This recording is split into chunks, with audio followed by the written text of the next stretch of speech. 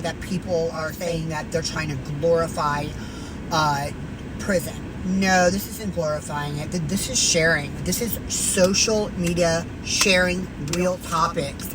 These real topics can keep people out of prison.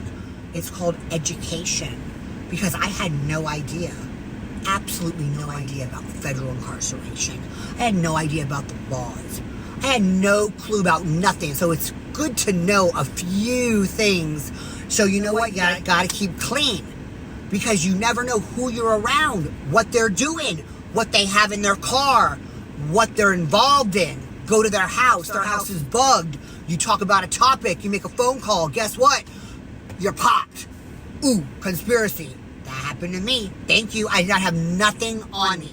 It's like they can get you in any which way. You can make people have no idea. So I was at a friend's house, and I didn't know that he got in trouble prior.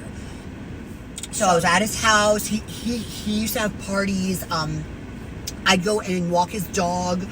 I knew his mom, but I didn't know that he got in trouble.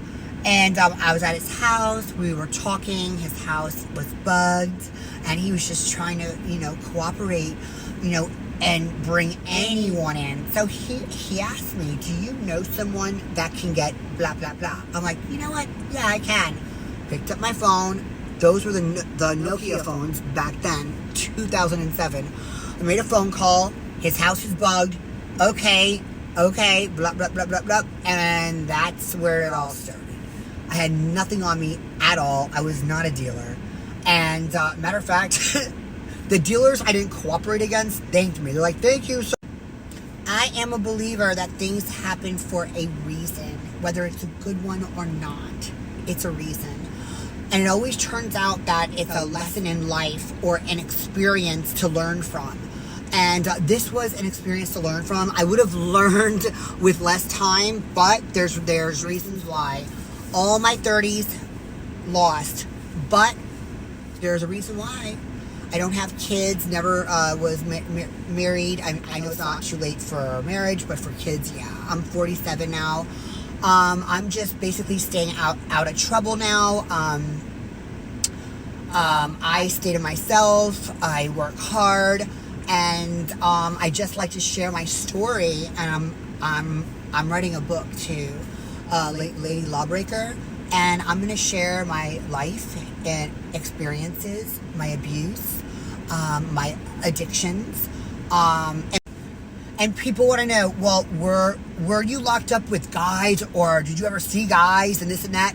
No. So the only time I saw guys was in the holding when we first got arrested in Miami. They have a building, and they had one floor, I think it was the 5th floor, one floor that was females, and the rest was all men. I mean, on all the floors. So the windows were like a dome. And the girls were down here, the guys were all here, and they'd look out the windows and be like, yeah! And so us girls, we just got locked up, we're all hyped up, we're like, yeah! One day, I went out there and I started dancing, getting all nuts. They shut everything down. Lockdown!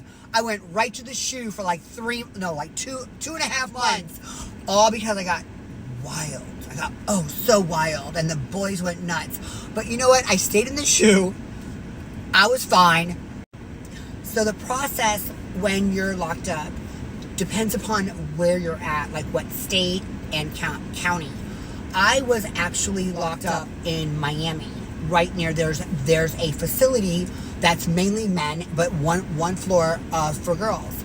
And it was all enclosed. It wasn't like going outside to fresh air. And it was pretty wild because it's like people just getting locked up. Some guys were doing their time there, but that's only because either their family or whatever, But going to court, I go to court in Broward.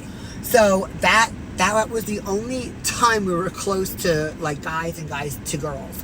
So the guy sat in the very back. It was like a van, and it would go like so fast. Like it would drive from Miami to Broward, going like speeding because they don't want no one to jump out.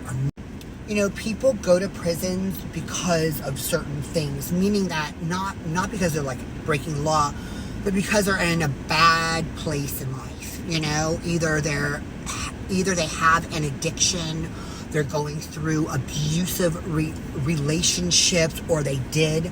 I was going through both. My ex-fiance, he basically strangled me, and he tried to kill me. And looking right into my eyes, I can see it right now. And I had so much adrenaline going through me. I pried his hands, and he kicked me up and down his yacht.